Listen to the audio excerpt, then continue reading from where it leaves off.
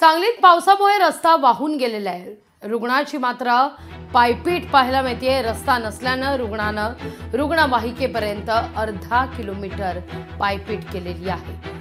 उबरवाडी दरम्यान ओढ्यावरील रस्ता वाहून गेलेला आहे। या ठिकाणी आपण पाहतोय रुग्णाला अक्षरशः नागरिकांनीच खांद्यावरून रुग्णवाहिकेपर्यंत आणलेला आहे।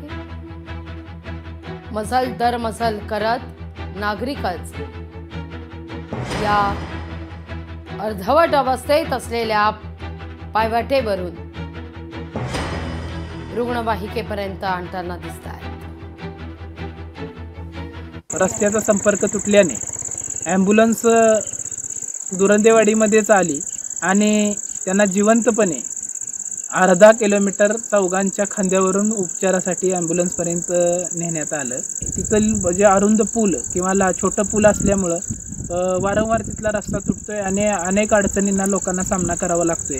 तर त्या पुलाची आमची प्रशासनाकडे मागणी आहे की त्या पुलाची तात्काळ मंजुरी मिळून ते पूल व्हावं तिथं आणि लोकांना त्या अशा अडचणींना सामना करावा लागणार नाही। लोकशाही मराठी ऐका, पहा, जागरूक रहा।